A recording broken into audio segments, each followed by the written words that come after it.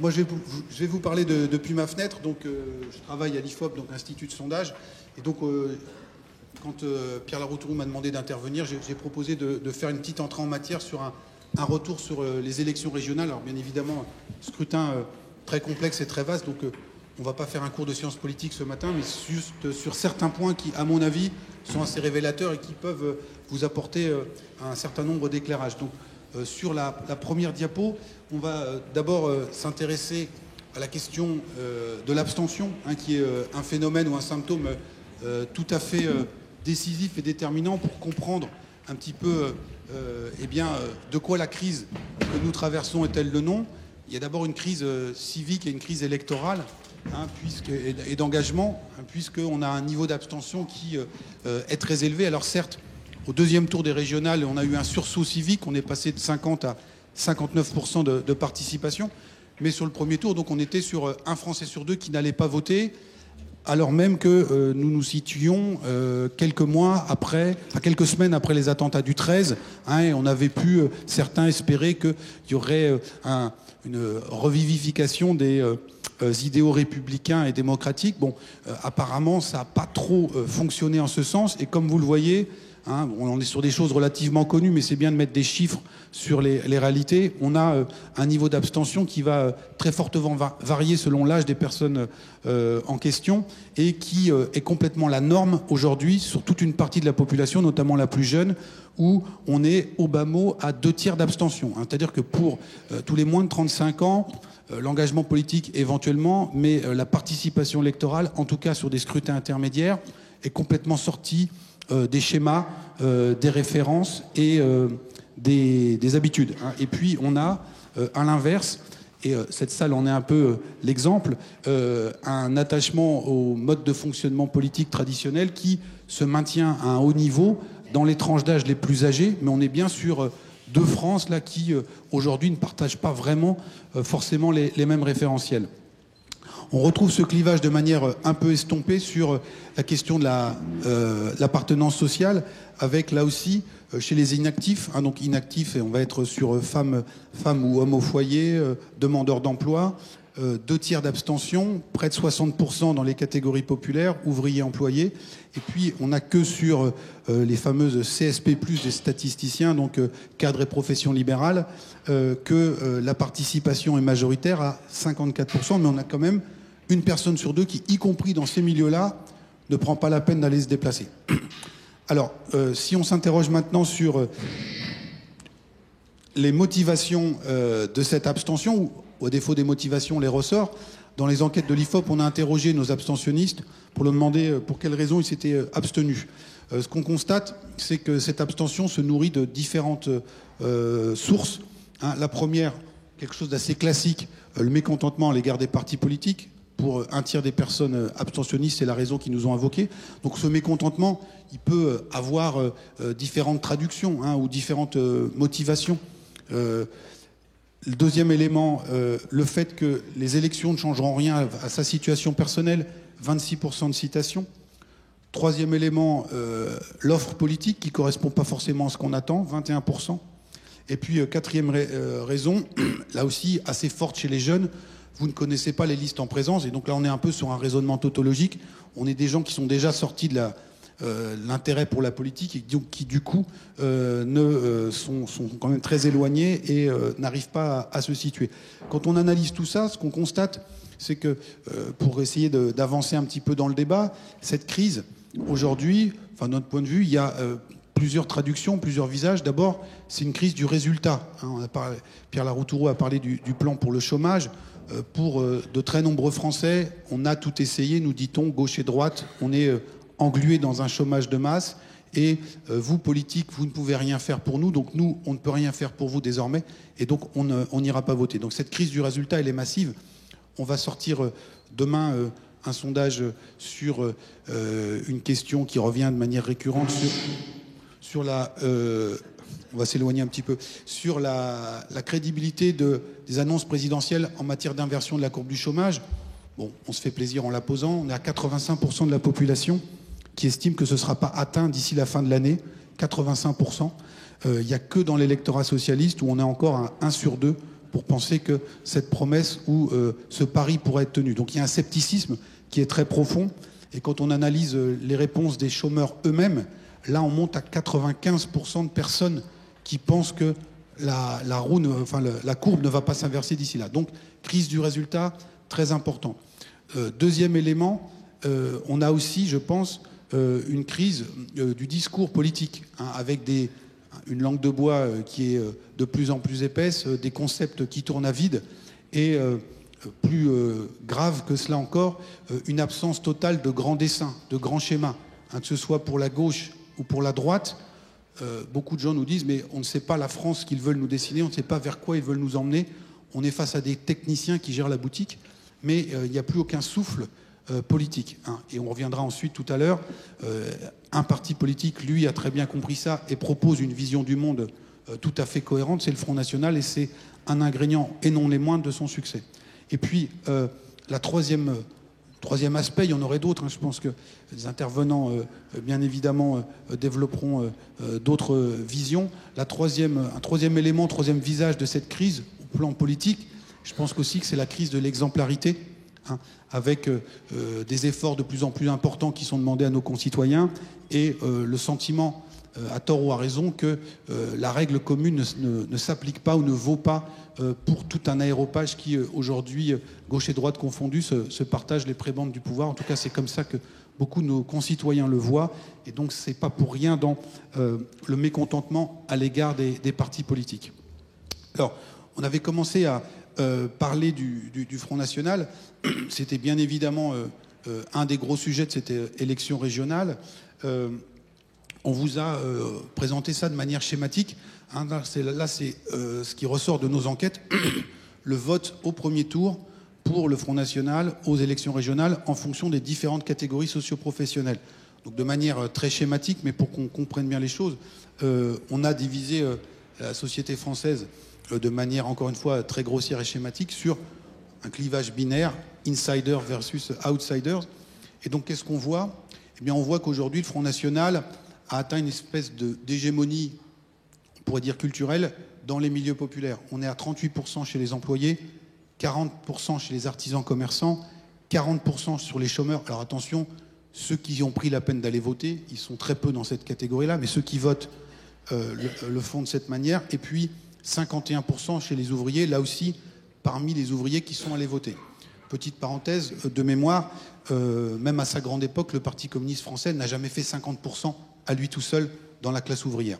Donc il faut donc avoir conscience du poids que aujourd'hui le Front National a dans ces milieux-là. Alors je sais que certains nombres de mes confrères ou de sociologues se rassurent en disant que le premier parti dans les milieux populaires, ça demeure l'abstention. C'est vrai. Sauf qu'il faut quand même aussi s'intéresser à ceux qui votent, hein, et ceux qui votent, vous voyez, de la façon dans laquelle ils le font. Et donc, on a en gros toute une France d'en bas qui vote aujourd'hui à 40%, voire davantage, pour le Front National. C'est colossal, hein, c'est-à-dire que les autres partis, toutes tendances confondues, se partagent les 60% restants, et donc que le Front National, à lui tout seul, il donne quand même le là, et il est très fortement ancré. Là où ça se complique, c'est que dans le reste de la société française, ce qui aujourd'hui fait qu'elle tient encore à peu près debout, hein, je sais que à Nouvelle Donne, on est très attentif à ce qui se passe de l'autre côté des Pyrénées, en Grèce ou en Italie, mais s'il n'y a pas de mouvement type Syriza ou Podemos, c'est aussi parce que la crise sociale, du fait aussi des amortisseurs sociaux, de notre modèle de redistribution, eh bien, a permis aux catégories populaires de la passer, certes avec des difficultés, mais qui n'ont rien à voir avec ce qui se passe dans ces pays-là, et puis surtout parce qu'on a encore une colonne vertébrale de notre société française composée par les retraités qui pèsent très lourd, encore plus électoralement, parce qu'ils votent plus que la moyenne, beaucoup plus, les professions intermédiaires, ce qu'on appelle les classes moyennes, techniciens, enseignants, infirmières ou autres, et puis les professions libérales ou les cadres supérieurs. Et là, dans cette France-là, cette France qui fait qu'on est encore stabilisé, le Front National n'est que, entre guillemets, à 20%, entre 16 et 20%. Alors, partant de là, plusieurs réflexions, hein, sur la crise, de quoi est-elle le nom, puis vers quoi on peut aller. La question à 100 balles qu'on nous pose tout le temps, c'est est-ce que le Front National peut gagner en 2017 ? Quand vous regardez ces chiffres, et quand vous regardez aussi les résultats des élections régionales en PACA et en Nord-Pas-de-Calais-Picardie, les 2 régions les plus favorables au FN, vous voyez bien qu'il y a encore un plafond de verre qui tient. Nous, notre analyse, c'est que, en tout cas, d'ici 2017, hormis cataclysme majeur, on ne voit pas le Front National parvenir au pouvoir. Ce qui ne veut pas dire pour autant, quand on voit ces chiffres, que son influence et son audience dans la société sont à banaliser. Hein, c'est quelque chose de tout à fait impressionnant et spectaculaire. Mais avec 40% à peu près dans les milieux populaires, on peut penser qu'ils sont quasiment au taquet. Hein, que ça va être très très dur aujourd'hui d'aller au-delà, hein, en delà, parce que on a des clivages privé-public, des variations régionales, des différences en termes de génération, y compris dans ces milieux-là, des différences aussi en termes d'origine familiale, issue de l'immigration ou pas. Et donc 40% pour un seul parti, c'est déjà colossal. Et donc la marge de progression dans ces milieux-là, qui ont constitué jusqu'à présent le principal carburant, le principal moteur du FN, de notre point de vue, est assez limitée. Ils peuvent prendre encore quelques points, mais ça va être compliqué. Toute la question, donc, du coup, est de savoir si ce fameux corps central va basculer ou pas davantage. À 15 ou 20%, c'est déjà quelque chose, hein, c'est-à-dire qu'il n'y a plus une strate ou un segment de la société française qui sont, entre guillemets, immunisés contre le vote Front National. Alors, même dans les milieux qui sont les plus réfractaires, on a aujourd'hui un score de 15 à 20%, ce qui est loin d'être négligeable. Toute la question de savoir si ce score peut être amené à évoluer et à progresser. C'est d'ailleurs un des éléments de réflexion pour le Front National qui réfléchit à la façon d'accroître son audience avec comment on arrive à faire moins peur aux retraités, comment on arrive à faire un virage sur l'aile sur la question de la sortie de l'euro, parce qu'on voit bien qu'on a ce pouvoir de blocage qui est tout à fait décisif dans le cœur de la société française. S'ils arrivent à faire basculer ça, là, on entrera dans une toute autre configuration, mais de notre point de vue, nous n'y en sommes pas encore arrivés à cette étape-là, même si, encore une fois, c'est tout à fait impressionnant. Pour dire un peu la même chose, mais d'une autre façon, là, on vous a représenté le score atteint par le Front National au niveau communal en fonction du taux de chômage dans le bassin d'emploi dont la commune fait partie. Et donc, vous voyez que là, si on était étudiant en première année de sciences politiques, on serait très content d'avoir mis à jour un tel graphique parce qu'on a une linéarité parfaite. Hein, il y a juste un petit creux sur la deuxième strate, excusez-moi, qui est liée à la présence de Paris, où nous sommes ce matin, dans cette strate et qui, bien qu'ayant un niveau de chômage non négligeable, eh bien, pèse démographiquement très lourd et vous fait plomber la moyenne. Mais sinon, on est sur une linéarité parfaite et qui fait que plus il y a du chômage dans une région ou dans un bassin d'emploi, plus le vote FN va être puissant. Et donc ce que ça veut dire, c'est que le FN, c'est lui le principal bénéficiaire, enfin on le savait, mais là on le démontre, de la crise économique. On avait fait le même exercice avec le vote Front de gauche, on a à peu près la même tendance, mais la hauteur des piles n'a rien à voir.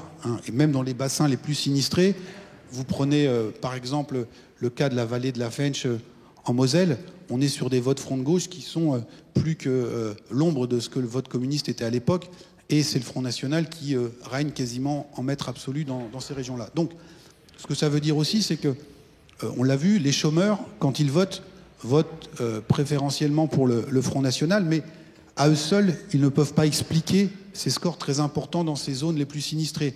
Ce qui se passe, c'est que le chômage à un haut niveau est révélateur d'une société localement très disloquée, très fragilisée, et donc ces chômeurs sont rejoints massivement par toutes les autres catégories sociales, ouvriers, employés, qui, à leur tour, ont peur demain de basculer ou ne voient pas de solution d'avenir. Et donc là aussi, de quoi la crise est-elle le nom ? Eh bien, là, on en a une illustration, c'est cette diffusion très forte et cette emprise croissante du Front National dans les zones les plus sinistrées. Alors là, on a fait un autre graphique qui, là aussi, de manière pédagogique et assez parlant. Donc, je parlais de la vallée de la Fensch, donc on va aller à un autre endroit dans le pays, c'est dans la Sarthe, dans le nord de ce département. Donc on a aussi, si vous avez regardé des cartes électorales, un enseignement qu'on voit de manière de plus en plus massive, c'est aussi les thèses d'Éric Gully sur la France périphérique, c'est-à-dire qu'on a deux France. Moi j'avais mes insiders et mes outsiders. Quand on est sondeur, on regarde les catégories sociales. Quand on est géographe, centre, périphérie, on prend les grandes agglomérations et puis on regarde tout ce qu'il y a dans le périurbain ou le rural plus profond. Et donc ça fait longtemps qu'on travaille sur ces sujets-là, sur comment varient les votes en fonction de la distance aux grandes villes. Là, on vous a pris le cas d'une agglomération assez moyenne, la ville du Mans, 150 000 habitants intramuros, on doit être à peu près à 200 000 avec l'agglo. Et donc vous voyez que c'est ma courbe bleue.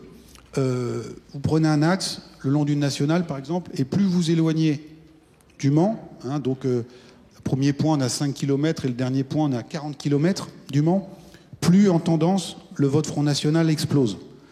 On est à 21% dans la périphérie immédiate, en plus c'est une commune assez aisée de la périphérie mancelle, on passe à 27, 32, 35, 40, 49% dans la dernière station que nous avons observée. Et inversement, vous avez le prix du mètre carré.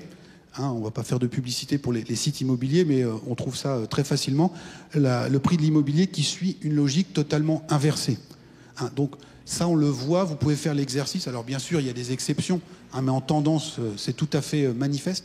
Vous pouvez faire ça dans toutes vos régions respectives.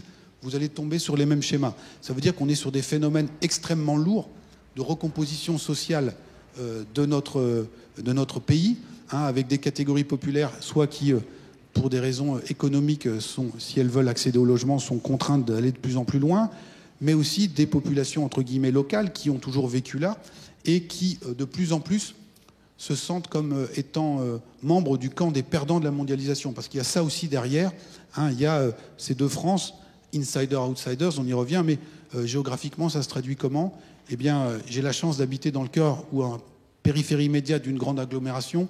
Et donc, même s'il y a des difficultés qu'il ne faut pas nier, on a toute une possibilité de retrouver des emplois, une mobilité, des services publics qui sont présents, une mixité sociale qui est assez importante, et puis un avenir qui semble encore envisageable. Et puis, plus on s'éloigne, plus on a l'impression de faire partie eh bien, de cette France des perdants de la mondialisation.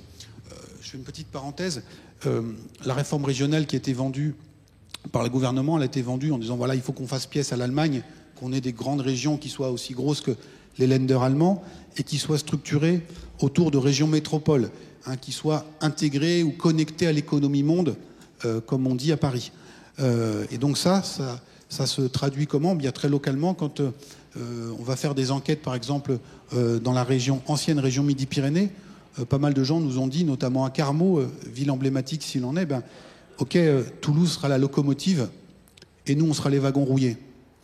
Et donc ces wagons rouillés, eh bien, il y a quelqu'un qui leur parle matin, midi et soir, qui se revendique leur défenseur ou leur porte-voix, et c'est Marine Le Pen. Et ce message, vous le voyez, il est reçu 5 sur 5 dans tous ces territoires. Il y a un livre qui s'appelait « Les territoires perdus de la République » il y a quelques années sur la situation dans les banlieues. Je pense qu'il y a d'autres territoires perdus de la République, en tout cas qui se vivent comme tels, et brèche dans laquelle le Front National s'est engagé. Alors face à ça, on pourrait se dire, si la crise s'aggrave et compte tenu des éléments que vous nous avez indiqués, on est quand même sur une situation très préoccupante, ce qui est le cas, mais on voit quand même que la question du Front républicain, eh bien, cette question, cette pratique, elle fonctionne encore relativement bien. Là, c'est des données de nos sorties des urnes, donc dans les deux régions qui ont retenu toute l'attention, au régional, Nord-Pas-de-Calais, Picardie et PACA. Et donc, on a le comportement électoral des différents électorats du premier tour sur le deuxième tour. Il y avait une vraie question, vous vous en souvenez, en disant, est-ce que l'électorat de gauche, notamment en PACA, va aller voter pour quelqu'un comme Christian Estrosi? C'est un vrai sujet. Quand vous regardez en PACA, hein, les électeurs PS du premier tour, 30% se sont abstenus, mais 2/3 ont voté pour Estrosi. Parmi l'électorat vert Front de Gauche, ils avaient fait liste commune là-bas, 2/3 également a voté pour la droite au deuxième tour. Et en PACA, on est sur des proportions assez identiques. Donc on a cette force solitaire, le Front National, qui est très puissante, qui est enracinée, notamment dans les milieux populaires, mais on a encore aujourd'hui une société qui, massivement, est prête à faire barrage à son arrivée au pouvoir. Hein. Donc on est dans ce paysage-là. À l'inverse, on a aussi des porosités qui existent entre le Front National et la droite. Donc là, on change de région, on est en Île-de-France. Et donc vous voyez que c'est le même schéma. Au deuxième tour de l'élection régionale, c'est la ligne qui est tout en bas, vous avez 3/4 de l'électorat FN du premier tour qui a revoté pour le Front National, mais vous en avez 21%, donc un électeur sur 5 qui a bifurqué sur un vote de droite pour sortir ce qu'ils appellent les socialo-communistes. Et on peut penser que, par exemple, un certain nombre de propos tenus par M. Bartolone pendant la campagne ont eu comme effet justement de favoriser ces transferts manifestes. Et donc je terminerai par rester dans les délais, une carte sur la dernière diapo. Vous reconnaîtrez donc l'Île-de-France. Donc cette carte, elle est tout à fait intéressante. Le Front National, on l'a vu, a perdu des électeurs entre le premier et le deuxième tour en Île-de-France. Ils sont passés de 18 à 14%. Mais vous voyez que ces pertes au profit de la droite ne se sont pas faites de manière homogène. Plus on va être dans les teintes bleutées sur la carte, plus les pertes du FN d'un tour à l'autre sont massives. Et donc, qu'est-ce qu'on voit? On a tout le cœur de l'agglomération. Donc, on retrouve notre réflexe ou notre grille de lecture centre-périphérie, plus tout l'ouest francilien, les Yvelines, et en tout cas la partie aisée des Yvelines. Et à l'inverse, quand on est dans les taches orangées ou jaunes, ça veut dire que le Front National, en nombre de voix, soit a maintenu ses voix, soit on a gagné avec des abstentionnistes qui se mobilisent au deuxième tour, ou par exemple un report d'une partie des électeurs de Nicolas Dupont-Aignan. Et donc on voit bien là aussi, au sein même d'un parti, dans une région comme la région capitale, qu'on a des strates différentes d'électorats qui s'agrègent, et que cet électorat frontiste des périphéries, eh bien c'est celui qui est le plus fidèle, c'est celui déjà qui en 2007 entre guillemets, n'avait pas été siphonné par Nicolas Sarkozy, qui était resté fidèle à Jean-Marie Le Pen. Donc, il s'ancre de plus en plus dans ces territoires. Et, à l'inverse, on a un électorat plus flottant dans le cœur des métropoles qui peut osciller entre la droite et le FN. Donc, cette galaxie frontiste, elle est aujourd'hui en dynamique, elle progresse. Les arbres ne montent jamais au ciel. Je pense qu'on l'a vu, il y a des scores qui sont tout à fait élevés. En face, on a des capacités encore de résistance, mais jusqu'à quand tout cela va tenir, sachant que un certain nombre de ferments dont on a parlé, le rapport à la mondialisation, la crise du résultat, l'absence d'exemplarité de nos élites, l'épuisement des discours politiques traditionnels, tout ça crée un cocktail tout à fait détonnant et inquiétant. Et donc, je n'ai pas non plus, dans les délais qui sont impartis, évoqué ou traité de la question du terrorisme et de ce que ça modifié sur les représentations, mais dans nos enquêtes, on a très clairement vu un mouvement électoral, pas massif, mais marqué entre avant et après le 13 novembre, d'une part en faveur du Front National, avec des électeurs de droite qui basculent sur le FN, mais y compris une partie de l'électorat socialiste, populaire notamment, et autre réalignement, une partie de l'électorat de la gauche qui vote, qui bascule plus vers le PS, parce qu'il se dit que cette fois c'est sérieux et qu'il faut faire confiance dans un réflexe légitimiste au pouvoir en place. Donc on a tous ces mouvements, cette espèce de tectonique des plaques qui sont à l'œuvre, bien malin qui peut dire dans quel sens le ballon va rebondir, mais on est assurément aujourd'hui au cœur du chaudron et au cœur de la forge. Je vous remercie de votre attention.